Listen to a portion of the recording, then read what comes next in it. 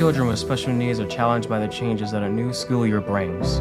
EP's annual Back to School issue presents a helpful selection of resources, guidance, tips, and methods to ease the transition back to school. Read it today at www.epmagazine.com. Oscar Mike Radio is a proud podcast partner of REITs Across America Radio, heard every Thursday at 11 a.m. and Sunday at 8 a.m. Eastern. They're also big supporters of the nonprofit I Got Your Six, Two Lives at Once. And with every REIT you sponsor through Oscar Mike Radio, $5 goes back to this great organization dedicated to making a difference in the lives of veterans, law enforcement, firefighters, and first responders battling PTSD. Two Lives at Once pairs these brave men and women together with dogs rescued from kill shelters. In this way, two lives are saved at the same time by saving each other. Donate now. Go to REITsAcrossAmerica.org/Oscar Mike Radio to help. That's REITsAcrossAmerica.org/Oscar Mike Radio.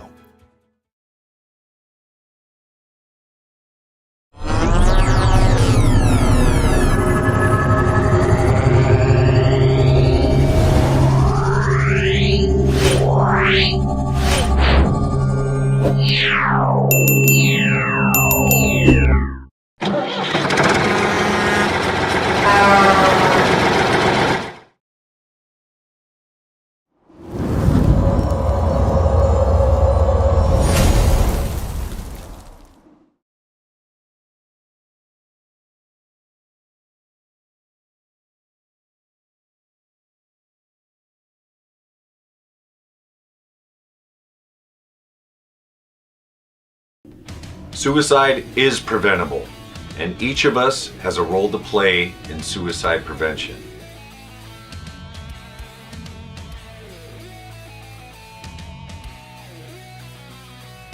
Suicide is complex. There is no single cause. And it's not always a mental health issue. It could be loss of a job or home, financial or relationship issues, pain, or leaving the military. Suicide does not discriminate. It affects all ages, races, and genders, veterans or not. If you know a veteran who is struggling, connect with them. Let them know help is available. There is quick and easy access to services in times of crisis. Dial 988, then press 1. Talking about it is okay. Don't keep it inside. Don't be ashamed. Don't wait. Reach out. Find resources at va.gov/reach.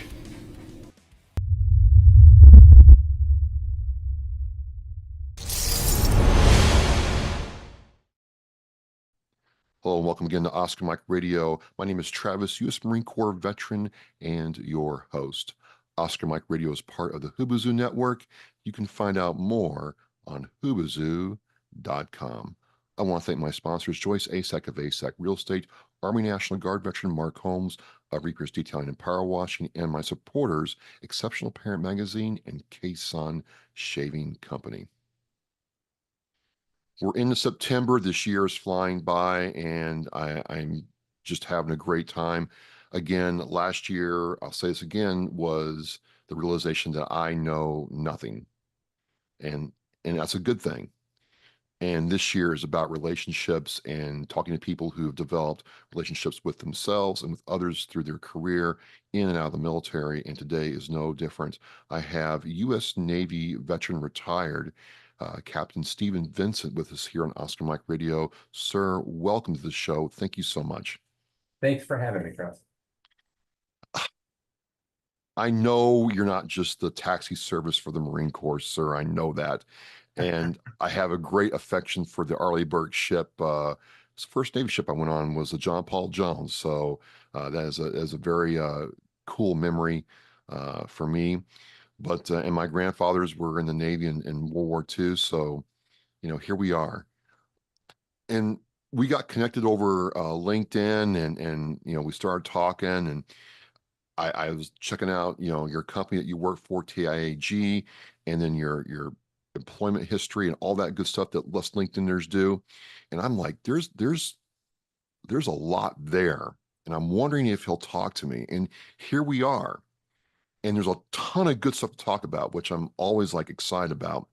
But kind of take us through how you got into the Navy, and you have to give me the bullet pointed story, but just summarize your naval career for us. I mean, it's a lot to do in like 5 minutes, but take your best stab at it, sir, please. So always interested in the military. My grandfather was in the Navy in the 20s, had served on the Arizona in the 1920s. My dad was a U.S. Army veteran, 100% disabled from combat injury in the Battle of the Bulge.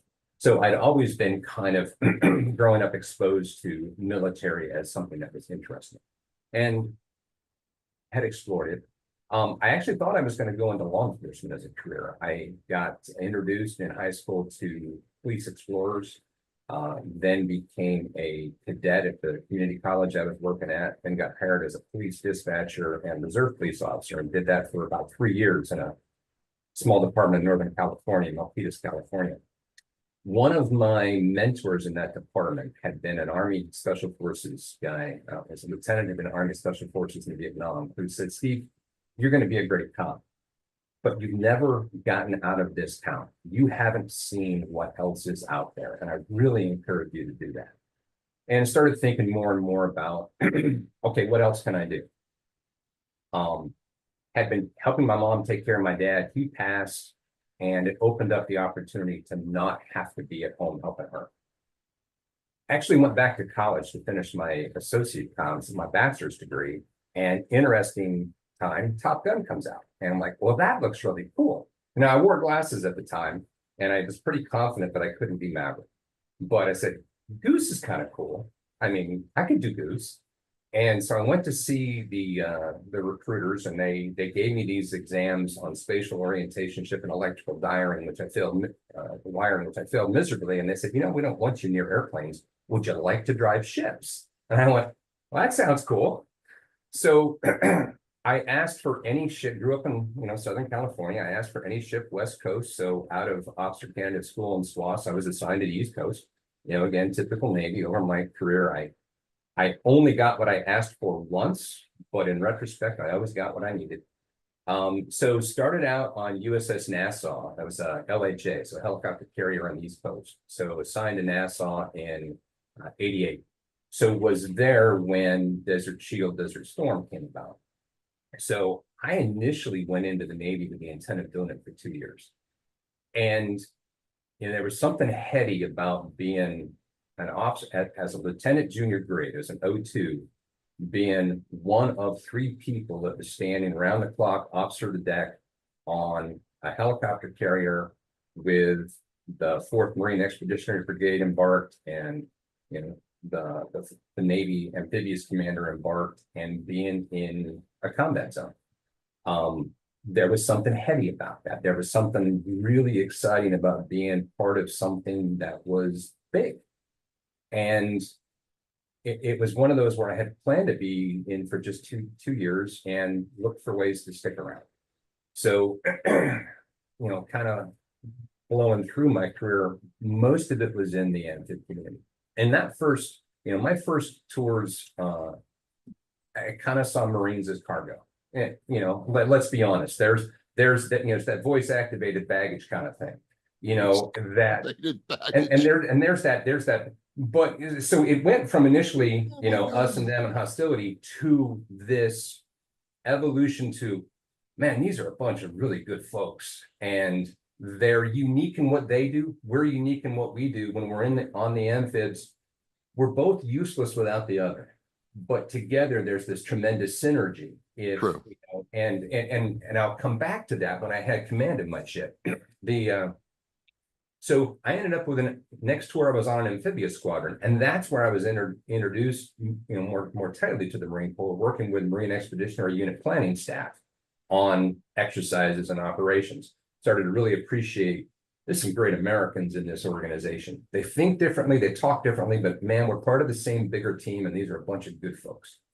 I ended up so I went to do my department head tours. I was chief engineer on an LSD out of San Diego. Heck of a learning tour. I'm not a technical guy by background, And that taught me to, I don't have to know how to fix the pump. I need to know how to make sure that these guys have the tools and the time and the resources they need so they can fix the pump. That's my job. Went to an amphibious squadron staff as ops and the material officer. When it was time for my XO tour, amphibs are in one of three places: San Diego, Norfolk, Japan. So I said, okay, boss, which one is it? And I was told Bremerton, Washington. And I'm like, bleh. So I was sent to be XO on USS Rainier, AOE 7. And again, not what I wanted to do, not what I thought I was. Oh my gosh, you're being derailed from your amphib career track. In retrospect, like I said before, got exactly what I needed. It introduced me to the Northwest, which my wife and I love, but I worked for aviator COs who thought differently than the surface warfare officers that I had worked for, and taught me new things I didn't know I needed to learn about management, leadership, things like managing sleep on a ship. Enjoyed that. It was blue collar work. When you show up alongside the carrier and send over 1 million gallons of gas and all the food and the bombs they need to keep going, that is tangible blue collar. We're doing something. It's not drive around and simulate. It's work. It's tangible. Loved that. When I had a chance to selected for command, and again, in hindsight, I'm smart enough to know that I'm not the smartest guy in the room. I happen to be in the right place at the right time and things lined up. Had a chance to command USS Germantown, LSD 42 out of San Diego. And that was great. Now back to, I was telling you about that tension with Marines. I took over from someone that had maybe not had the most warm relationship with the Marines that were embarked. And I was going to have that exact same group of Marines come back for the next deployment. We had a short turnaround, so I was deploying on a short cycle. And so that group of Marines came on board, and they sent the battalion landing team XO was sent to embark on us because he was there to add more seniority and horsepower and fight with the Navy and take care of the Marines. Well, so when the Marines, for that group of Marines, when they embarked for the first time, my senior chief bosun mate, historically, Marines come aboard the ship and it's like, hey, there's your berthing area. Here's a wad of linen. Good luck. And I went and bought a bag of mints, and I told him, I said, I want every rack made up, and I want a mint on every pillow. And he looked at me and said, what? God damn it, Captain! No, Senior chief, trust me. And we had served together before when he was in E6, and I said, Senior, this is what I want, and there's a reason for it. Just please do it. They made up the racks. So the Marines come on board and they're ready for let's butt heads with the Navy guys. And they walk in and they're like, what the hell? And it just disarmed that initial tension. And, it was one of those, I remember, I had a great command master chief who just he was a relationship guy. And, he comes up to me one day and he says, Skipper, he says, these Marines that we have on board, they've been in combat operations in Iraq and Afghanistan, using crew-served weapons, kind of the same ones that we have on the perimeter of the ship for defense of the ship. You think we might be able to learn something from them? And oh my God, when you get to the point where you start saying, hey, guys, and at that point, women, we think we can learn something from you. Could you share your knowledge? We've never had to clear a jam when someone's shooting at us. It's an exercise and a drill we run through, but we've never actually had to do it. You have. What do you know that we don't? And, we got to the point where it was the greatest experience because, we got to the point where, Marines always having to, battle site zero and keep their weapons, proficiency. So you're on an LSD, you've got this flight deck and they can shoot off the back. And it was always this tension with, damn, Marines have to shoot, blah, blah, blah, blah, blah. And it was like this, blinding flash of the obvious with, instead of having Navy range masters, what if we qualify the Marines to be the range masters on our ship and put them in charge of it? One, they probably are more proficient and comfortable with weapon safety than your typical sailor is, and they won't want to screw it up. They're going to make sure it's done right because they don't want to lose that trust. And guess what? The weapons shoots happened. They were more crisp. They were, and again, that trust built up. And so it got to the point where we made a port visit going west. We made a port visit in Saipan, and that the battalion landing team XO that was on board kind of led a bunch of us on kind of a battlefield tour of Saipan, because he had been through that history in his Marine Corps leadership training that we didn't know, and gave us the tour. And then he comes up to me and says, "Hey, sir, I'm getting pulled back to the big deck. It's not screwed up here, and I have to go back, and that sucks because this is great." He says, "The Marines are happy. We love it here." And, so that to me was just that huge success of it doesn't have to be in this adversary relationship. Yeah, you talk different, you think different, but we're part of the same team. And just to kind of put a close on that, I saw that in transition.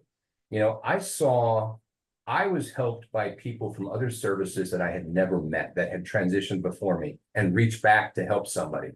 And when I help somebody in transition, it's like, hey, it's going to be your turn at some point to reach back and help someone coming behind you. And when I work with folks in companies about veteran hiring, yeah, they're focused on their requirements, but there's also this brotherhood, sisterhood of, I've been there, I know how hard it is, and I'm going to help you, even if you don't come work for my company. I'm going to help you because someone helped me, and it's the right thing to do. Absolutely. Before we get in your transition, I do want to ask a question that's been bothering me about the current state of naval affairs. There's a lot of hype on the fact that China's Navy, in some metrics, are bigger than the U.S. Navy now, and they're, just as proficient. And I'm not sure I believe that. I just don't think that. I think they have more ships, but not more tonnage. And it's my understanding they don't have that practice of going worldwide that we do. What's in your view, based on what you know, is China's Navy making, big strides, or is it just still all smoke and mirrors, like Sun Tzu said for them to be? Well, I'm going to give you two answers. One is, I don't know, Okay. because again, and I know no more than you do of what you see in the media. Sure. Okay. So honest answer is, I don't know. I'll tell you what I think. What I think is that the capabilities of the young men and women on our ships are tremendous. And it's what I miss most about active duty is smart young men and women that enjoy a challenge. And, I think consistently I saw that some of the training scenarios that we put folks through were more stressful, demanded more than some of the operational scenarios that we encountered. I think the fact that the Navy and the Marine Corps operate at a global scale on a daily basis, it stresses us, but at the same time, it creates familiarity and proficiency so that when you have to pivot, you can. I think of all the deployments I went on where we had a schedule. When we left home, we had a schedule, port visits, exercises, and so forth. And so many times that went out the window, and you were now tasked to do something that you didn't know you were going to do. Hey, we were going this way, but guess what? We're going that way to evacuate that embassy. And figuring that out on the fly, it's a long way of answering your question to say that I don't know objectively, where the numbers and all that stack up with China. I do know that the young men and women that operate the ships are tremendously capable and qualified, and that the more that we train and then trust them to make decisions, the more effective we are. Okay. It's always an interesting point of conversation. I've had different naval active duty and retired opine differently. So fair enough, fair enough. Every service comes to an end, and you do get out one way or another. Yep. We were kind of joking before we hit the record button that You know, for a long time, I thought officers, especially major and above, had it made. They didn't go through the same stuff that their younger officer peers did, and certainly not enlisted. And I find that every story is different, but officers have their own sets of challenges and problems to face too. And I was kind of curious if you could go into what your transition out of the military was like, please. Yeah, and again, I'll make sure I'm not repeating something that we already talked about on the recording, but I was, so my last job, I was commanding officer of the Navy Reserve Center in Bremerton, Washington. And so with that, and I knew I wanted to transition so that I didn't have to go be a geobats, or my kids were young. I wanted to be in control. So I worked the Reserve Center. We had 3 drill weekends a month with different cadres of units. And that meant that, you know, sometimes I had Monday, Tuesday off, sometimes I just had Monday off, but I had every Monday off. And what that allowed me to do was go do info interviews, you know, and I was talking, you know, these reservists, and again, one of the interesting things in the reserve community is an E6 in the reserve might be a senior person in his company or be an entrepreneur, and someone who's an 05 might be a lineman, you know, might be out, you know, climbing light poles. Their rank in the reserves has no relationship to what they do in the civilian world. So to me, it was an opportunity to just kind of talk to these folks. Well, you clearly were active duty at some point, and now you're in the reserves now. What do you do now? Why do you like it? What do you not like about it? How did you get there? And then go do info interviews with people and talk about it. And I was kind of trying to figure out what I wanted to be when I grew up. You know, and I think, again, it was a mentor who said to me, Steve, go get what color's your parachute and read it and do the exercises. Yeah. Well, probably after the 8th or 9th person told me that, I actually did it. And the exercise that sticks in my head today that kind of helped me in transition was write a 3-paragraph essay on one of your best days on active duty. Then go back and highlight the active verbs. And there's another exercise in the book where you go through a pairwise comparison of would you rather do this or this. And, you know, I knew how to lead people. I knew how to drive ships, but that's not what I was going to do next. I knew that. So what could I do? So it was a matter of trying to figure out, what am I passionate about? And then, is that value? For me, the biggest pathway for discovery was, you know, again, I had gotten connected through Hire America's Heroes to these VPs and these large corporations, Boeing, Microsoft, Starbucks, and so forth. And I had the chance to talk to a lot of those folks, and they would, you know, they focused in on, they kind of saw me as an executive level utility infielder. Man, you solve problems. You're used to solving problems with some ambiguity. Man, you're exactly what we need in senior management positions. Well, guess what? Those guys aren't the hiring managers, and they're not hiring someone directly into a management position. The job openings are much lower in the organization, and they want a left-handed first baseman who wears a Rawlings glove and has played first base for 5 years. Yeah. And I focused on these large organizations that had very visible public military hiring programs, and they're good programs. Starbucks, Boeing, Microsoft, they're good companies that actively value veterans and bring veterans in. But it wasn't a fit for me because they're looking for a discrete technical skill set that I didn't have. And my aha moment was small businesses. And I had initially stayed away from small businesses because they scared the crap out of me with instability. Yeah. My perception was it was mom and pop. And so my realization was that so the company I work for now, TIAG, when I first was hired by TIAG 12 years ago, was still a small business, even though the company at the time was making tens of millions in annual revenue and it had hundreds of employees. Based on DoD procurement standards, you might still be small, but have a robust HR system and robust infrastructure. So for me, it was, okay, how do I find the small businesses that are a good fit for me? And it goes back to info interviews. You know, again, I was trying to make my own luck. The big ones weren't a fit for me. So I started, this is something that I tell people in transition now when they're trying to figure out where to start. Every geographic area in the country has some business journal with 100 best companies to work for. Okay, look at the list. There's a reason those companies are on the list. People enjoy working for that company.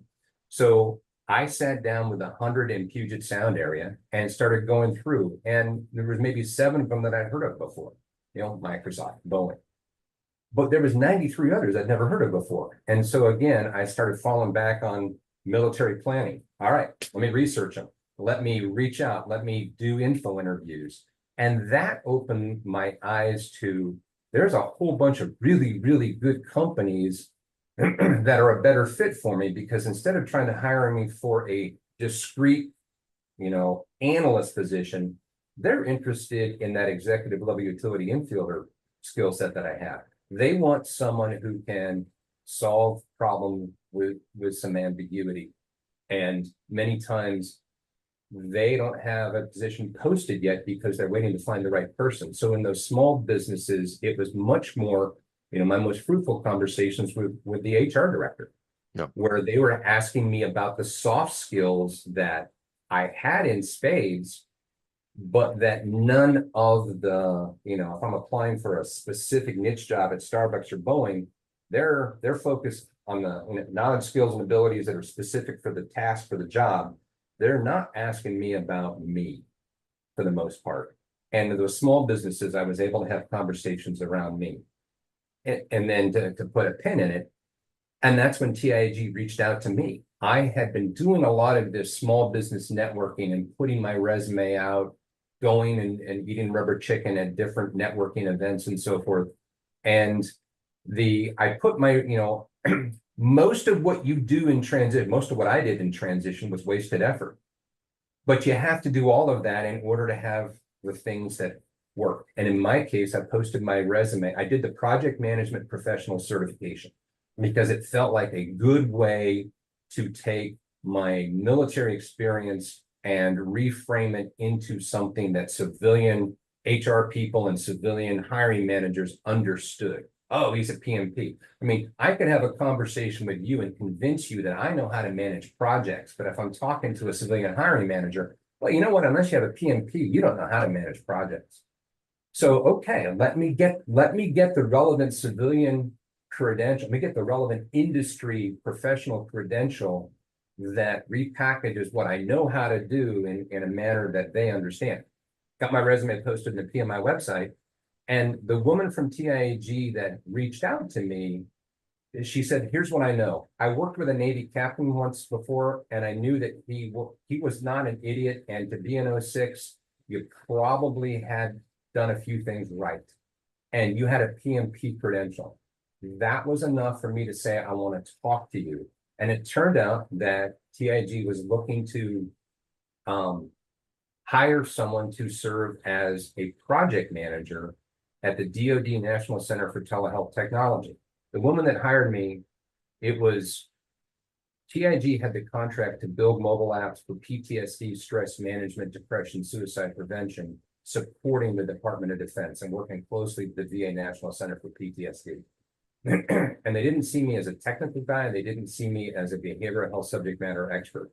They needed somebody that understood kind of macro level DoD requirements process and the operational need, and could talk to GS-15 psychologists and help them understand that, help them navigate DoD, because mobile apps were pretty new at the time. And if I can go back real quick, so active duty. So I talked about my transition. Let me talk about what I was doing to support reservists. So this is 2010, 2012. At any one time, I had about 100 to 115 reservists mobilized for a year at a time and embedded typically with Army units as individual augmentees in Iraq or Afghanistan. So these were, a lot of them were cops and firefighters, a lot of cops and firefighters in the reserve. My job was to support, I would often get maybe 1 week of notice that someone had to be mobilized. So you're plucking someone out of their civilian world, turning that upside down, send them off to some training, and then they're going to be downrange for a year. And many times the spouse of that individual had no idea how to spell Navy. They met that person after that person left active duty. They didn't know anything about Navy. You know, you start talking, well, you have access to TRICARE now. What's TRICARE? And so we were, you know, working to support those families and support those people while they were downrange and get them access to resources. And mobile apps were pretty new at the time. And so I was leveraging anything I could to help the family members. And when those folks would return from their year downrange, it was not uncommon, particularly for a cop or a firefighter, to come into my office and say, I need help, and I don't trust my department. I don't trust my employee assistance program. I want the Navy to help me. I distinctly remember a commander, a Navy commander. She walked into my office.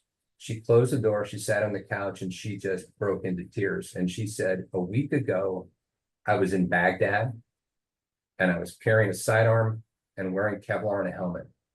And this morning I'm making peanut butter and jelly sandwiches for my 3-year-old twins. I can't deal with it.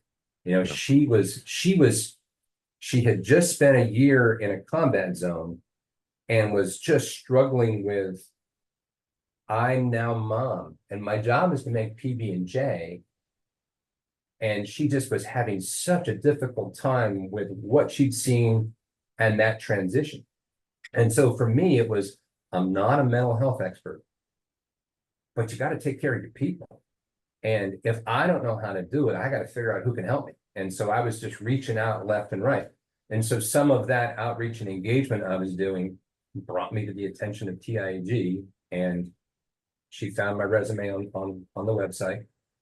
And it kind of made me a natural fit for that role because, and again, I don't get excited about selling software. I do get excited about selling software that helps people and creating software that helps people connect, do some self-care, and just deal with life.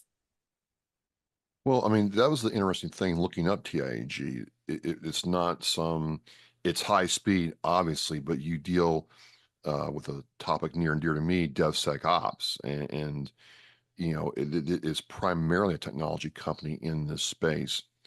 So, but again, unique, like you don't see a lot of people unless you're looking for that. A lot of times people don't understand what TIAG would do or how they operate in that space. What is it about the space you're in that sets you apart from somebody else trying to develop software or solutions for people? So I'll give you the high level answer on the company and then kind of focus on MRES. So to me, I think one of the real things that I have learned working with the company is the importance of the user-centered design focus, human-centered design. That, you know, creating a list of technical requirements for a software developer to go build, and they can build you the functioning piece of software. But if it didn't consider the user experience, then, and so let me give you a tangible example that we're involved in right now. Because of our experience developing behavioral health technology, we had a DoD, and I'm going to talk around a couple things just because of the contract. We had a DoD organization reach out to us and said, hey, we've seen some of your work. We think you might be the right company to develop a new cognitive behavioral therapy app that's focused on first-term military members to help them, provide them with some training and tools for better problem solving and to deal with just everything, not just this, you know, again, this huge shift to now you're in the military when you're young and dealing with life, and now all of a sudden you're young, you're dealing with life, and you're in this new organization that can be disorienting. So how do we, there's an evidence-based protocol that this organization has tested in a basic training environment and said, okay, well, now we want to move this into a digital delivery mechanism. So it would be easy to say, great, we'll go build that for you. But the right way, in my opinion, before you start building software, is to put yourself in the shoes of the end user. You know, I can talk to the team about Navy, but you know what? It's been a long time since I was that brand new person with fear in my gut because I'm on a ship for the first time and I know what things, what things are like. So finding that, spending the time and the money to fully flesh out the user experience. What does the user want to see? We've got these really smart PhDs that say, here are the interventions, here are the things. Okay, great. But what does the E2 want? What will they use? What do they like? What do they not like? And you only know that by going and sitting down and having a conversation with them. And they have to be confident that the conversation they're having with you isn't going to get them in trouble with their boss. I gotta tell you, I gotta tell you, this makes too much sense, sir, because most software shops have a budget and they have list requirements, and the only thing that matters is meeting requirements in budget before the deadline. Yeah. User experiences, we can patch that later, but it sounds like TIAG wants to do it up front. How revolutionary. Well, and again, it's, I go back to the work we did at the DoD National Center for Child Health Technology, called the T2. So we had the team that was building the apps, but we also operated the Army's only behavioral health technology usability lab. So we had this team of UX experts that was having thousands of airmen and soldiers come through focus groups, A/B testing, prototype analysis. And so I didn't know what UX was when I started at the company. And what I have come to appreciate is that you can build a piece of software on the cheap and block check. And, but if you're going to build something that is engaging and useful and usable, and if you're going to have user adoption, the user has to see value in it. And so that upfront human-centered design is an investment. It does cost more, but I think there's that payoff. And we brought that. So we talk about how we applied that to MRES. So one of the big things that I do with TIAG is mobile resilience. So I'm sitting there one day at the National Center for Telehealth Technology, my contractor capacity, and the phone rings. It's an Army colonel. He's an MP. He says, hey, I'm in the provost marshal for the District of Washington. I sit on an interagency federal law enforcement agency task force, and I got agents from FBI, DEA, ATF coming to me to say, what's the military God that we can make use of? Their perception was that the DoD was further along in this cultural change of saying, you know what, it's okay to say that what you saw and what you experienced affected you. And it's okay to say, I need to talk to somebody. I need some help, because that was not a good thing. And their perception was that DoD was further along and they were looking for what tools they could make use of. And so everything that we built for DoD was available in the public marketplace for free, anonymous. And we walked them through all this stuff. But our takeaway was, wow, my law enforcement career was 3 years. It was long enough to remember, I can remember those moments in the mid 80s, standing on the side of a freeway when the person opened the glove box and there was a gun in the glove box. They weren't a threat, but I didn't know that. I remember that moment. I remember that fear in my gut. I remember a building search where I almost pulled the trigger on what we thought was a burglary in progress, and it turned out to be a little girl left home alone. And she got scared by the big man dressed in black coming into her apartment. I remember as a dispatcher, the person said, "Hey, I've got this caliber weapon held to my head. Is that big enough for me to kill myself? Is that going to do the job?" And I remember those moments. So to me, it shouldn't have been a surprise that more cops kill themselves each year than are killed in the line of duty. And it's also bad in the fire service. And fire service, I think suicide is underreported because so many firefighters are volunteers. So that suicide, hey, was it work related or not? So there's an underreporting, I think, in the fire community. But it was this aha moment that, oh my gosh, these first responders are dealing with tough stuff and there's not much out there. So at the time, there really wasn't much out there in the space. So frankly, it was the San Bernardino mass shooting, which I think 2014, 2015 was kind of the catalyst for our company president. She's from that area. She had friends that were affected by it. And she said, "I'm tired of this. There's nothing out there that specifically brings culturally competent resources for first responders, that provides them with the evidence-based tools that we know will work, that we've built for DoD, and puts it into a package that works for a police department, that works for a fire department." And so this was an internal R&D effort for about 3 years. And back to the UX, instead of running out and building software, the guy who leads the MRES product team, Matt Higgins. Matt is an Air Force veteran, 22-year Air Force veteran. He's had friends from active duty that have committed suicide and racked his brain with, what did I miss? What could I have done different?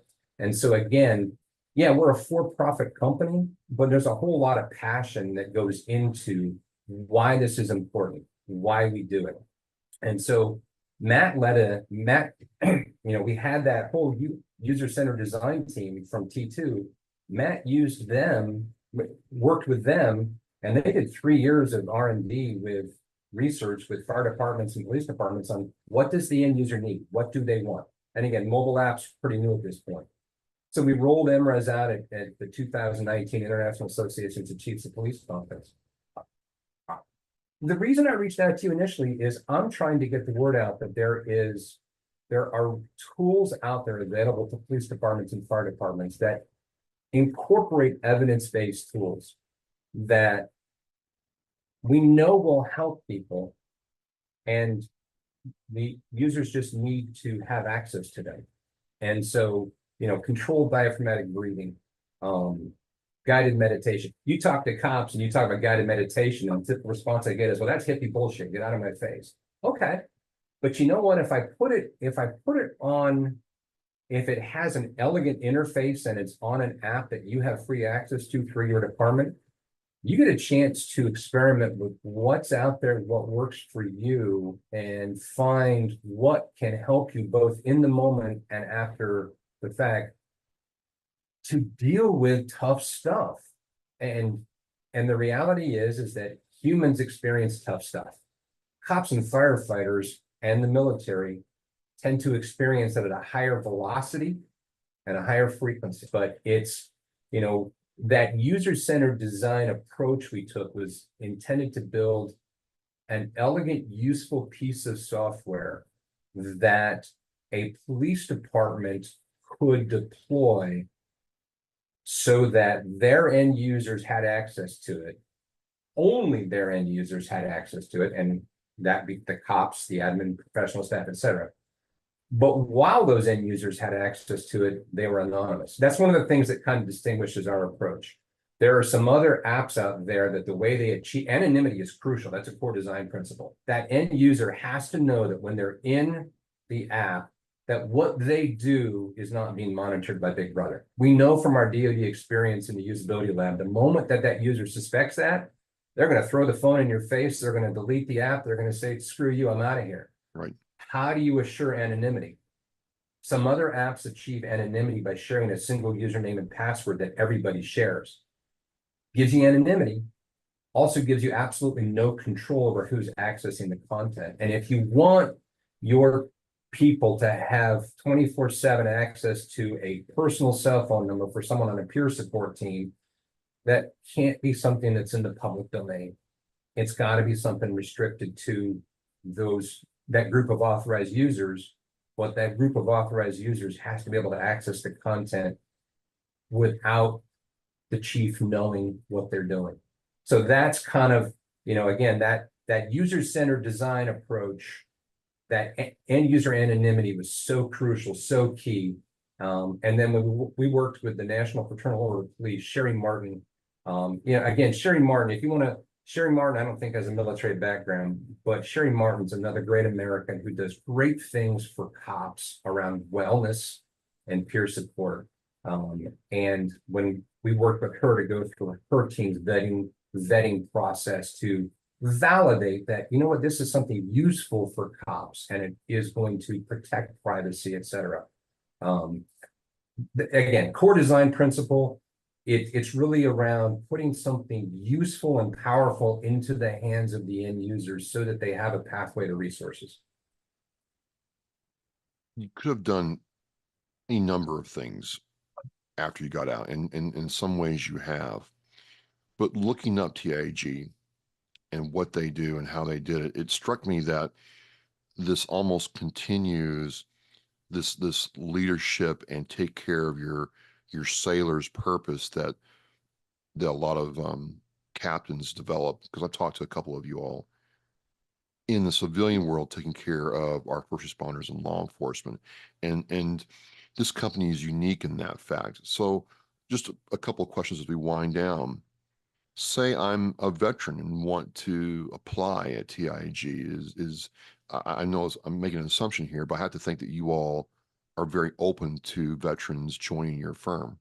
You bet. More than 25% of our employees are veterans. And to some degree, that's a natural fit because of so much of the work we do for DoD, but it's also an appreciation that these folks bring a unique value proposition, that they are problem solvers, that when you're supporting a customer engagement, yeah, you might have a set of requirements in an RFP from 2 years ago, but that might have nothing to do with the problem that has to be solved today. So again, you can, when the problem presents itself, what do you do? Again, some of those intangibles, an ethical approach, again, people coming out of the military, they're safety conscious, their procedural compliance is baked in,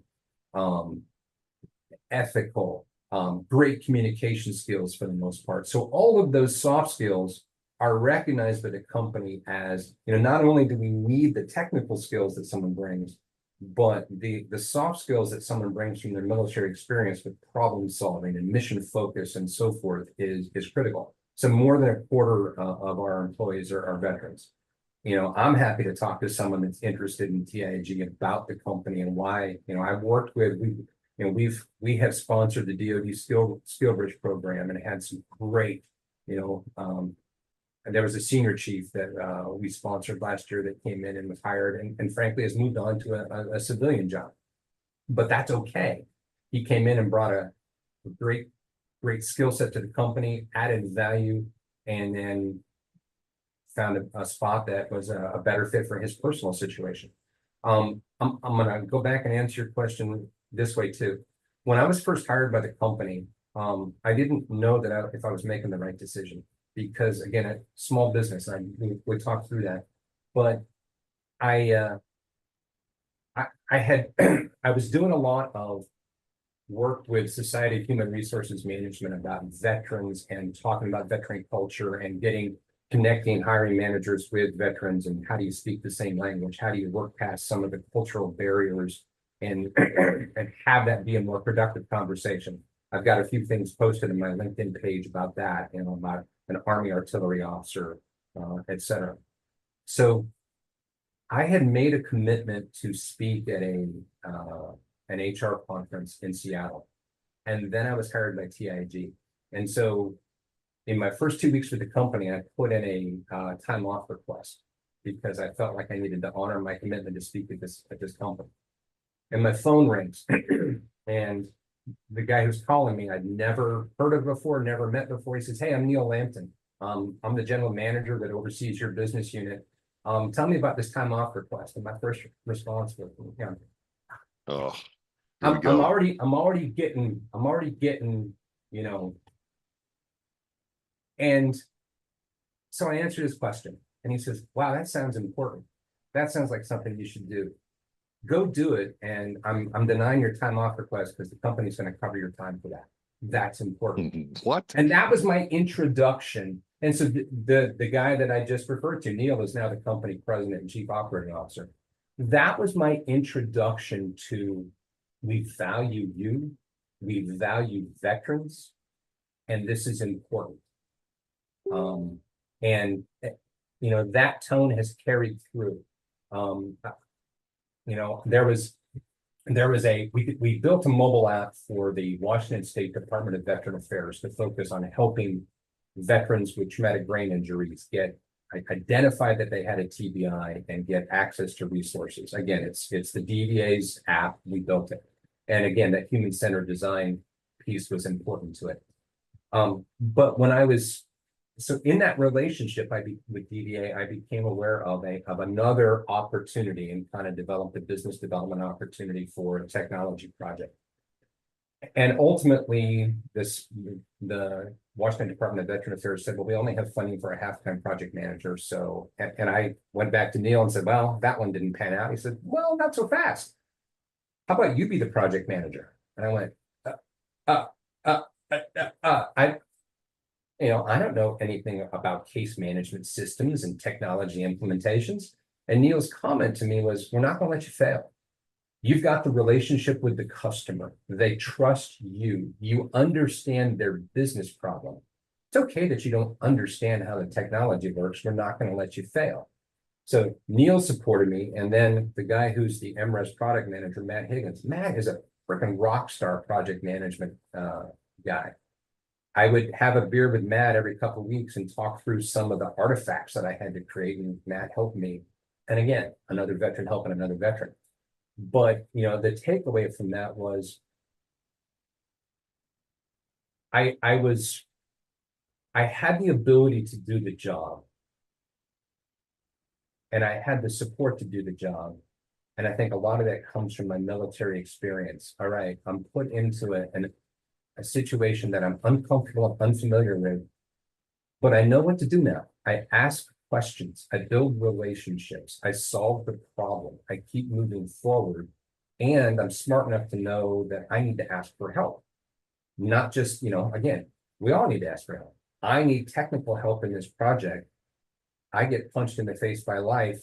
I need somebody to help me with that. And so, you know, when I would sit down with Matt and drink a beer, it was maybe 50% project management technical support and 50% having a beer with another guy that understood the pit in my stomach that I had in that job. Sure. This is just proven, you know, something I've tried to say for months now when I talk to fellow veterans about how to succeed in or out of the military or with their spouse or with their kids is, you know, develop that aspect of relationships, develop the aspect of asking for help, you know, checking your pride and ego and being able to learn from people who have gone through before. And then, you know, your leader trusting you to get this over the finish line and with the win fueled your confidence at the time to go out there and succeed. And that can't be stated enough. It's just really powerful to see this work. How can people check out what TIAG does and where they're involved with if they're want to learn about the company or even apply to be for employment? So absolutely. So TIAG.net, we've got a careers page. Again, they can reach out to me on LinkedIn if they've got questions, particularly if they're a veteran and they want to figure out how to navigate it. We have a couple some of our innovations are highlighted on our website on TIAG.net. We have, again, I'm involved in 2 human performance technology products. MRES for first responders, and we're also doing some DoD work with MRES for operational stress control.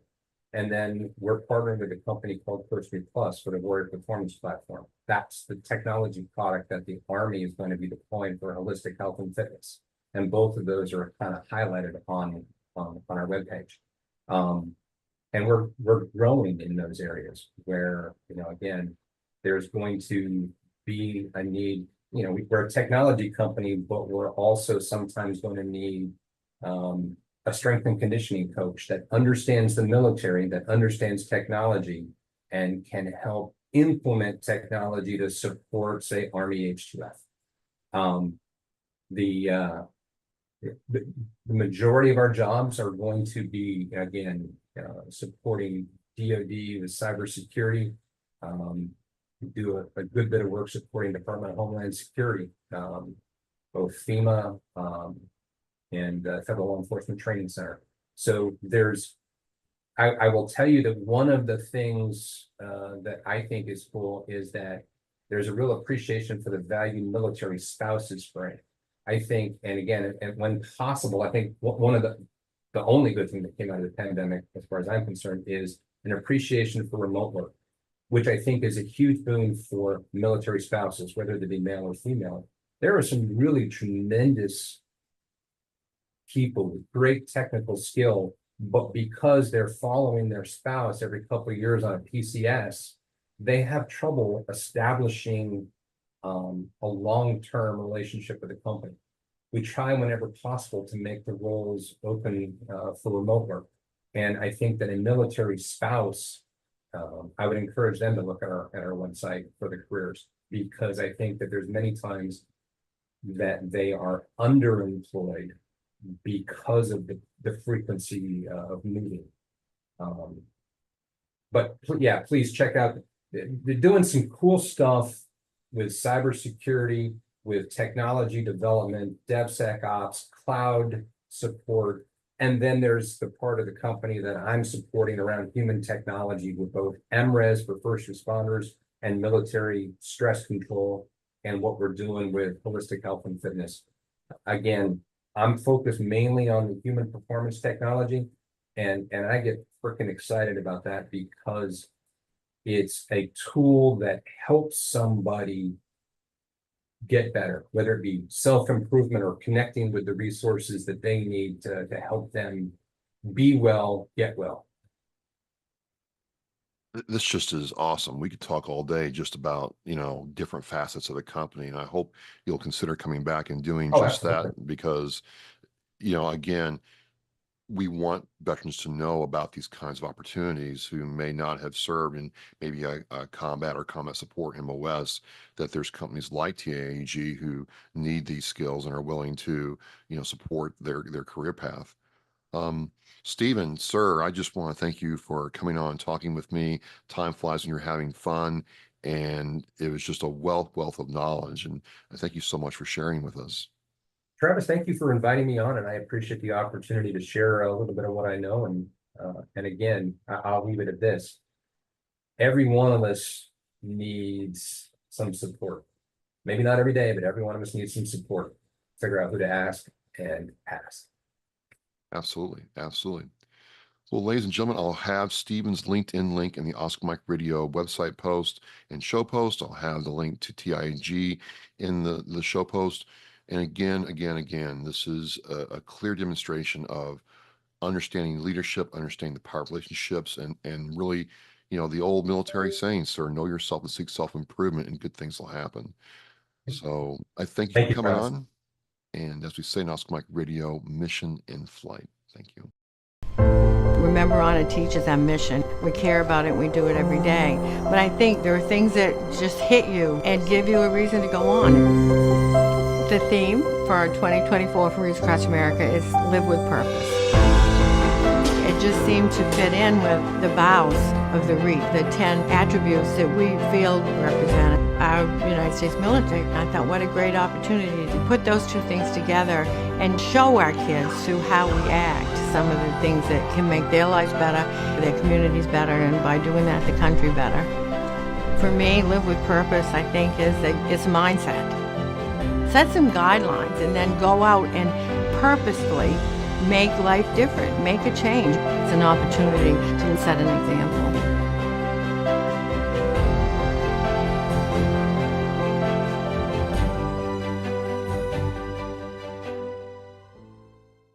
Thank you for listening and watching Oscar Mike Radio, where our active duty service members and veterans are in action and the mission is in flight. Oscar Mike Radio is an oversized load Co-Sinister One production. If you are a veteran or know a veteran who needs help, please dial 988 and press 1 for the Veterans Crisis Line.